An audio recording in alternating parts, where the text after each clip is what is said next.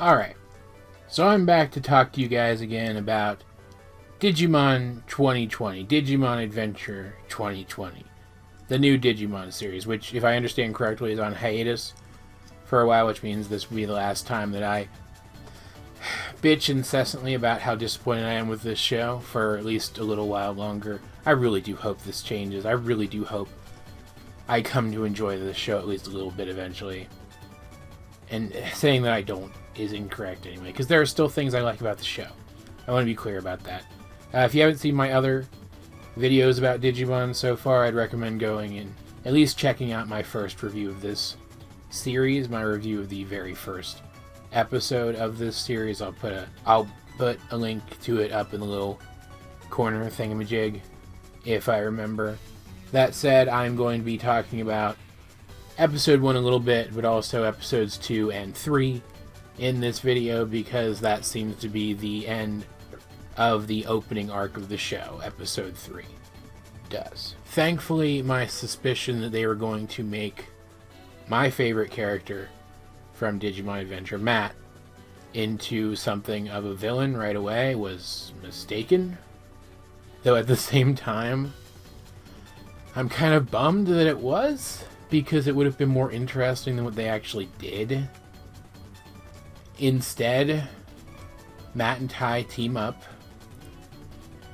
against another one of the generic plantish Digimon that they've been fighting, that evolves through adult, through perfect, all the way up to ultimate.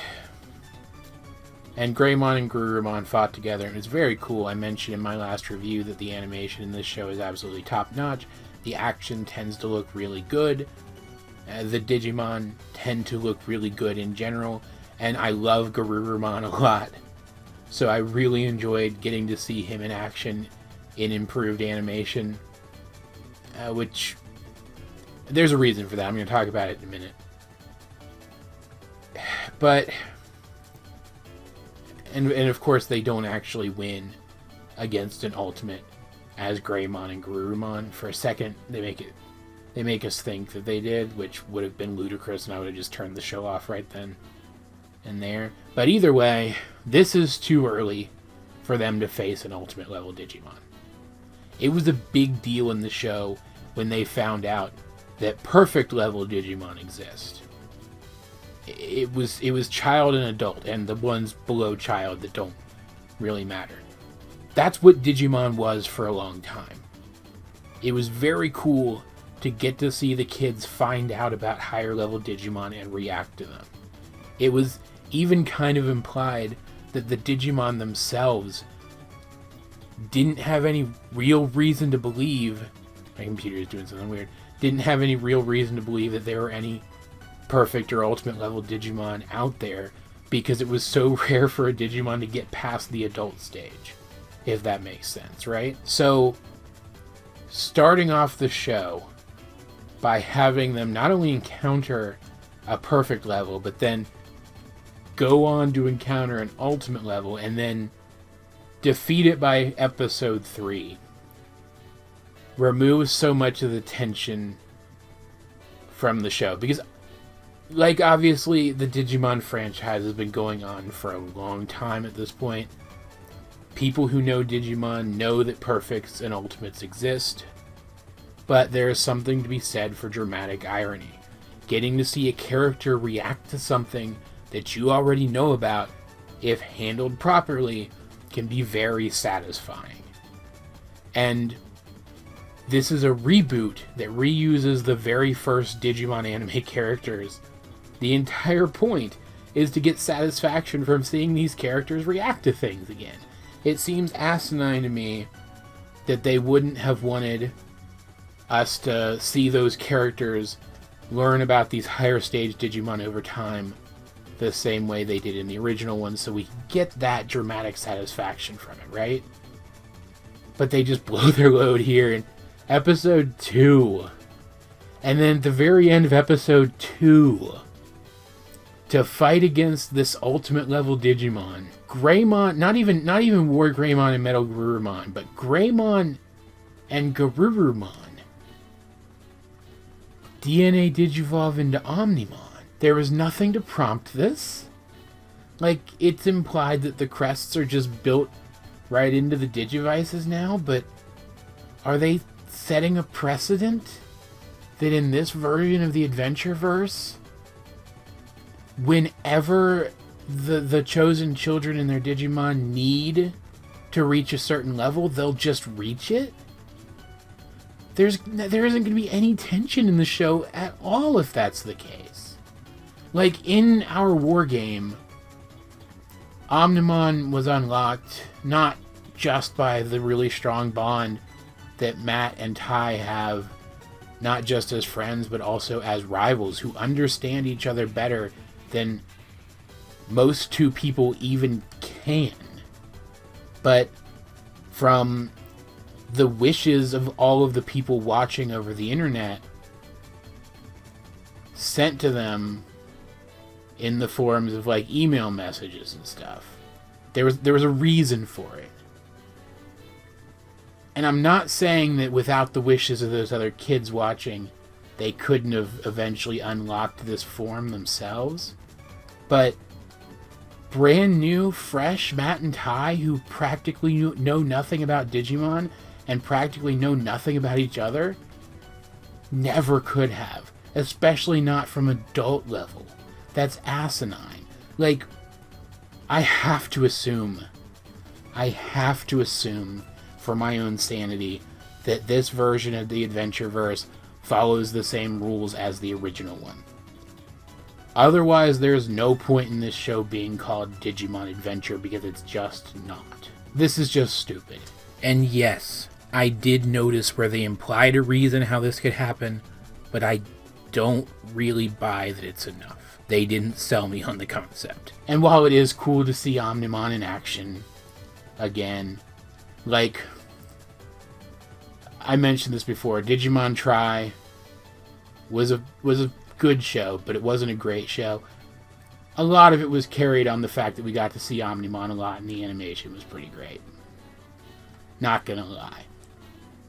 And so I kind of get why they would bank on that being enough to carry these first 3 episodes of this new show too. But it didn't work for me at all. And I didn't like how standoffish Matt was. I didn't like how slow to trust he was. Like, yes, that's his character, but I have a distinct reason for not liking it here. We straight up saw that in order to get to the digital world, Ty had to display genuine courage. He had to channel the power of his crest of courage. And then again, just to evolve Agumon to adult level, he had to show courage during battle. Matt's crest is friendship. If he's this standoffish and this slow to trust people, then he is not Matt the good friend yet. Period. You can't rectify those two states of mind with each other. You just can't. Therefore, I don't know how he got... They're not actually in the digital world. I don't know how he got to I guess it was just the internet. The internet then. I don't know how he got there, and I don't know how he evolved Gabumon into Garurumon. It doesn't make sense based on the rules that they already established for this unique version of the adventure universe. So already I question whether or not the writers on this show aren't just making shit up as they go along. In a looser, less coherent kind of way than any writer is just making shit up as they go along. You get my point. I question whether or not they've actually worked out what the rules of their world are.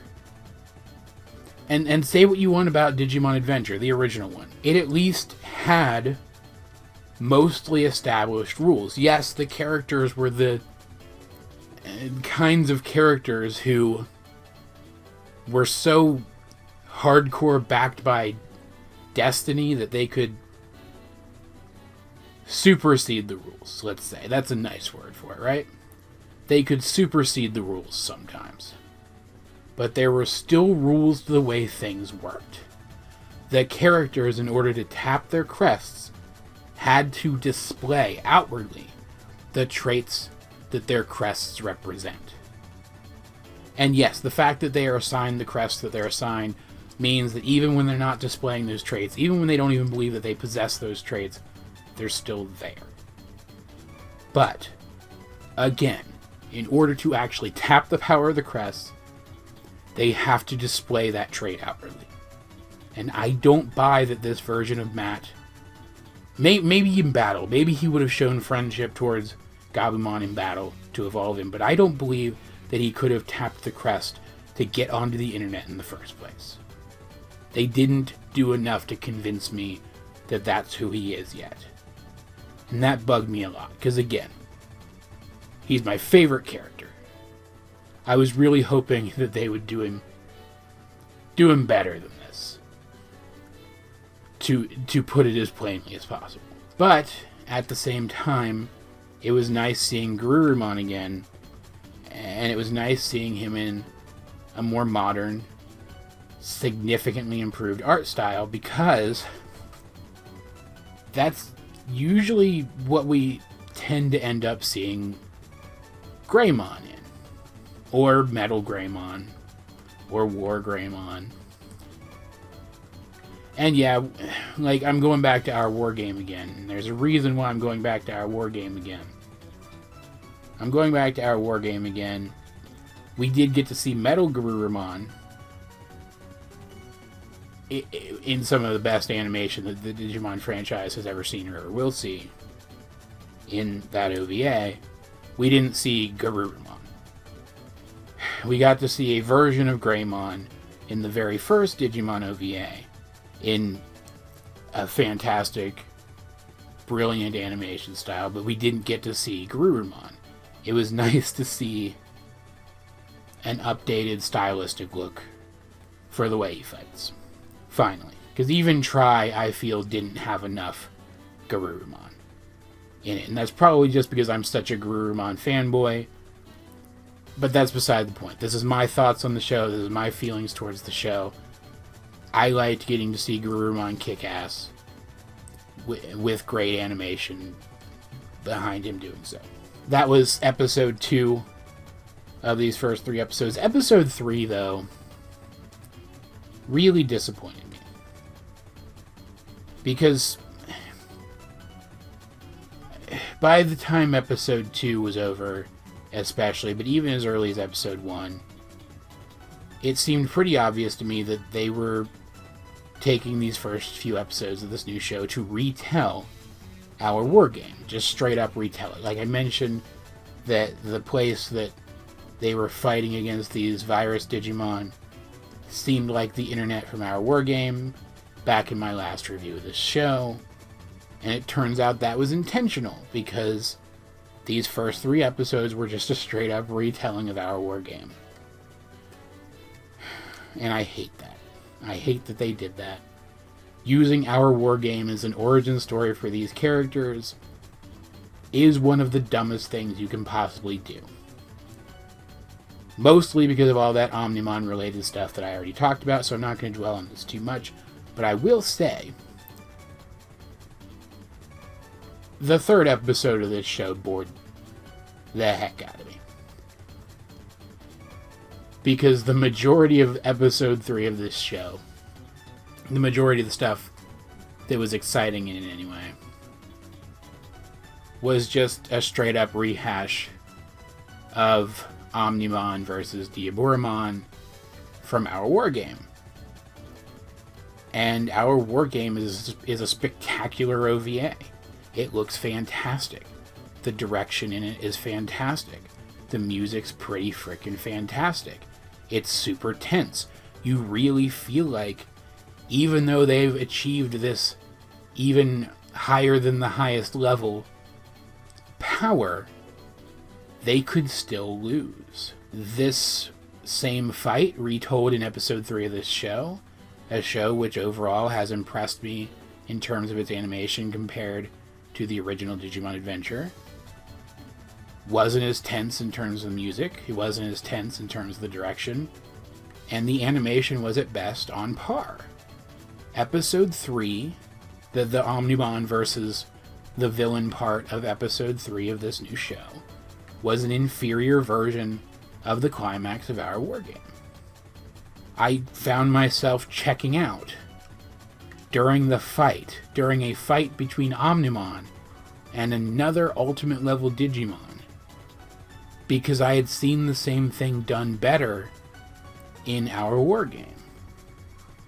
And because by then it was so obvious that they didn't intend to deviate at all from the story of Our War Game, aside from the fact that none of these characters have any of the development that they did in Our War Game, I already knew what was going to happen. There was no tension there.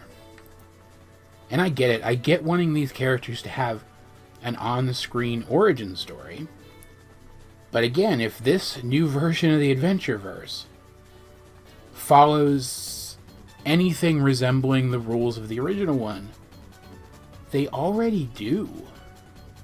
And anyone who's watched Digimon Adventure will know this, that the kids were chosen to be the chosen children because when they were younger, Tai and his sister Kari discovered a Digitama or a Digie or whatever you want to call it, and hatched it into a different Agumon, who then evolved into a different Greymon to fight off another Digimon in order to protect them. And they saw this happen, and all of the other chosen children saw this happen. And because they already had knowledge of Digimon, and by extension the existence of the digital world, they were chosen to be the chosen children. Or maybe the act of witnessing that fight was what chose them. It's not entirely clear. Destiny is a weird thing, right? But the fact of the matter is, I expect that they have that same origin story in this new version of the show, especially because Kari says some stuff in episode 3 before the kids go off to camp. Like, not including her, but everybody else goes off to camp. That implies that that same event, or a version of it, did happen in the timeline of this show. So, what I would have done is I would have played upon the fact that this is a reboot. That there are already fans of the franchise who know a version of this story, and I would have started this show off with an origin story for these characters that seemed to be a very loose retelling of that first Digimon OVA that was reworked into their origin story for the story of the anime. Because, like, obviously they're saving it, right? Because they want us to see the characters find out that they have that shared origin somewhere down the line, because that was a really cool moment in the original anime. Getting to see them find out about this connection that they had forgotten about was super cool. So they want to save it. They don't want to actually retell that event. But again, dramatic irony is really neat. The audience getting to see a character react to learning about a thing that the audience already knows about is a lot of fun.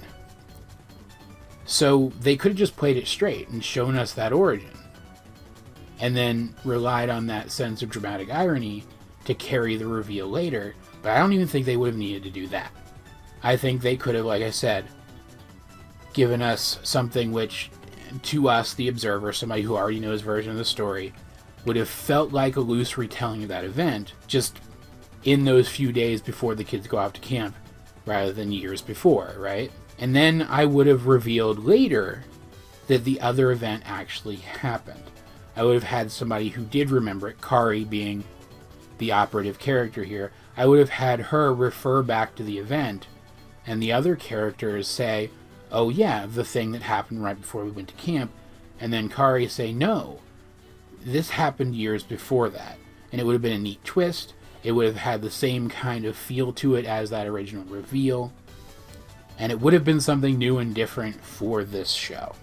And it wouldn't have involved introducing Omnimon in episode 2 and then going into episode 3 of your anime.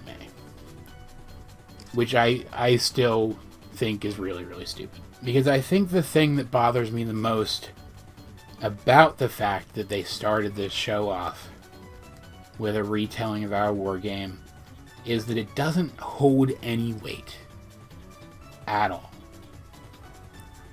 In the original version of the show, the OVA, Our War Game, took place after the events of the series. The kids didn't even know for sure that they still had the kind of bond with their Digimon that would have allowed them to evolve them that far anymore, and yet they're thrown into another situation where they have to fight, not for their own lives this time, at least not at first, but for their Digimon's lives. And so already the connections that exist between the characters holds a lot of weight. But then getting to see Ty and Matt's Digimon go beyond their past limits and literally merge together, that held so much weight. Because these are characters who didn't always get along, and yet they still cherish the friendship that they have. And by that point in the show's story, the Digimon, and especially their evolutions, had grown to be an extension of the personalities and the relationships of their bonded chosen children. So getting to see the two main characters' Digimon merged together said something about their relationship and held weight because of the relationship they already had. But because this version of Matt and Ty don't have any kind of relationship, they barely know each other, the DNA evolution of their two Digimon means nothing without foreknowledge of where these characters might end up in the future.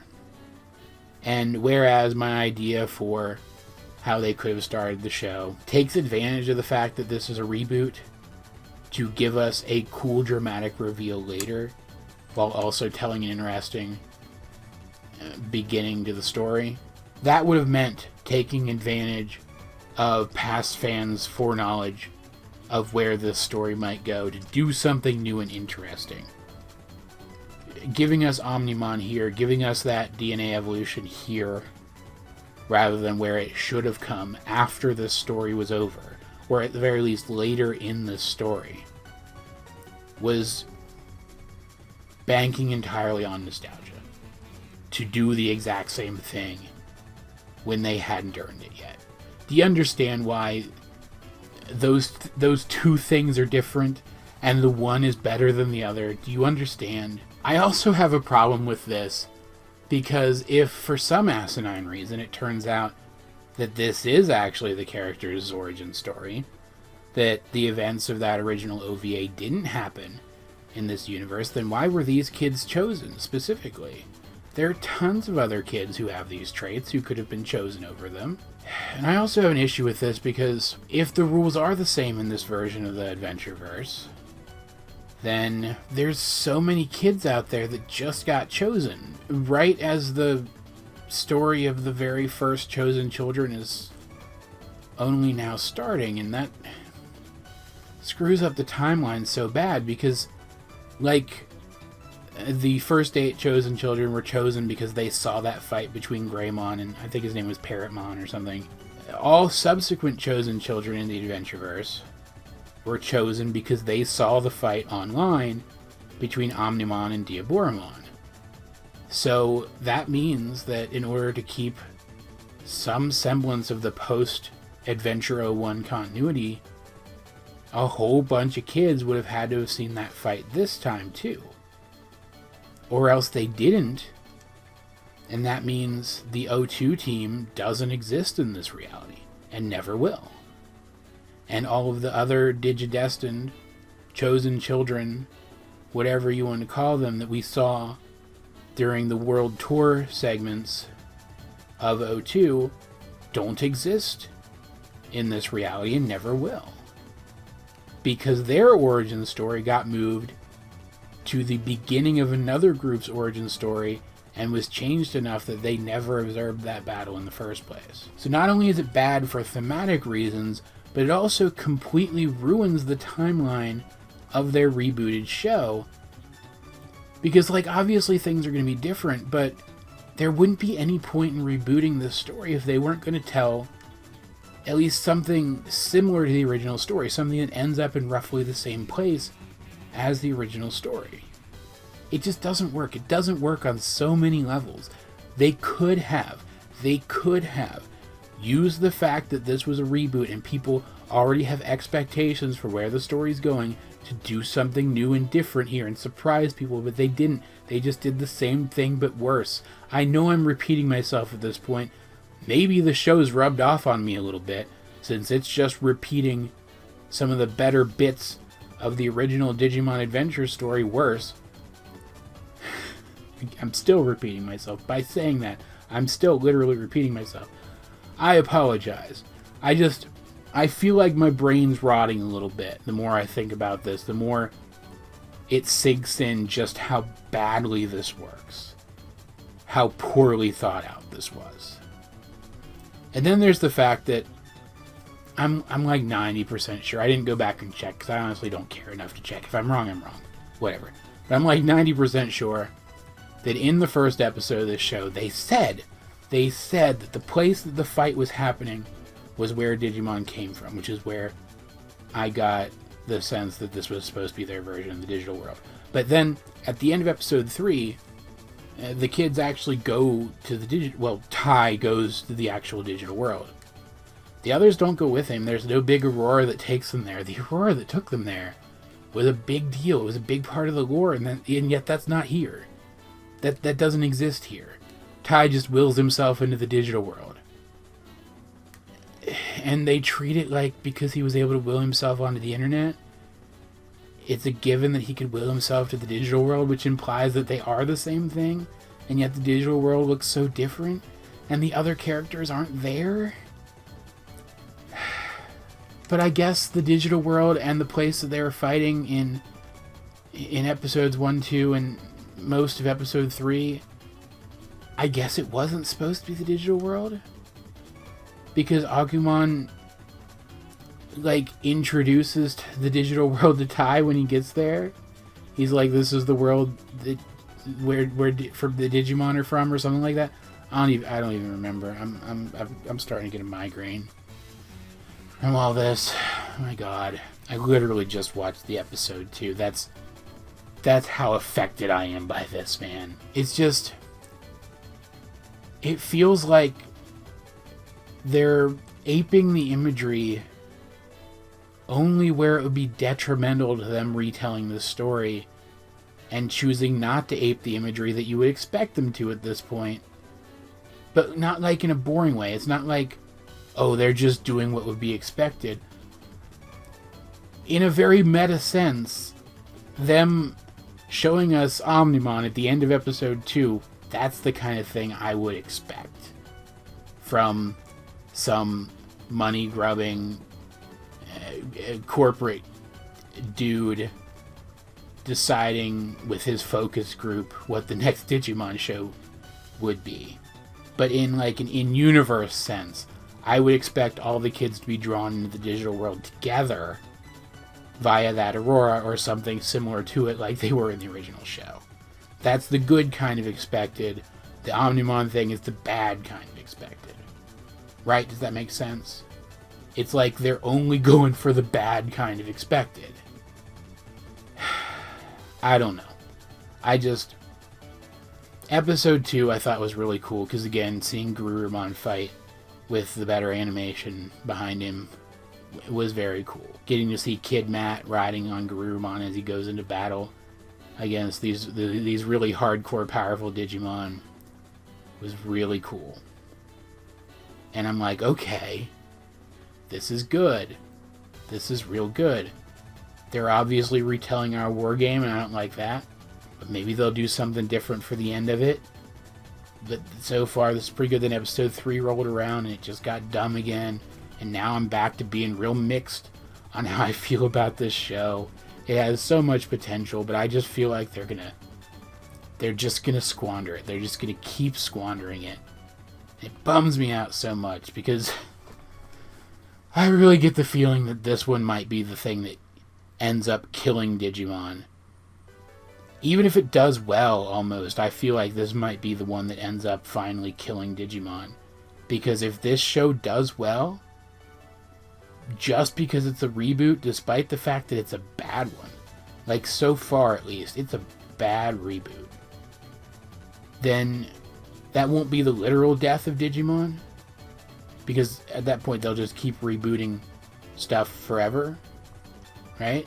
So that won't be the literal death of Digimon, but it'll be the figurative death of Digimon. But at the same time, if a reboot of the original Digimon anime doesn't do well, that could just straight up kill the franchise overall. So I honestly don't know where I want this show to go, or whether or not I want it to fail or succeed. I don't know what I want from it. I guess at the end of the day, I want it not to be what it is. I still want this show to be a show with similar rules and a similar premise to Digimon Adventure, but with different characters and more modern storytelling conventions. And that's just not what it is. That's not what it's going to be. That's not what it ever will be. I don't know. I'm going to keep watching it. Once it returns, I'm going to start watching it again. I'm going to keep you guys apprised of how I feel about it. But so far, I don't think it's good. And I think it's going to take a lot to change my mind at this point. Like, the more I think about it and the more I talk about it, the more disheartened I feel. But anyway, what do you guys think of the first 3 episodes of Digimon Adventure 2020? Let's get a discussion going in the comment section down below. And also, while you're down there, first 2 links in the description are links to where you can purchase my book on Amazon.com. You can purchase it as a Kindle book, as a Kindle Unlimited book, which wouldn't actually be purchasing it. You'd be purchasing Kindle Unlimited and then getting it for free through Kindle Unlimited. That's beside the point. You can get it as a Kindle book, as a Kindle Unlimited book, or purchase it as a paperback. There's a print run of my book. I'm super excited about it. I really hope you guys end up liking it. Either way, though, this has been AJ22, and I will talk to you guys later.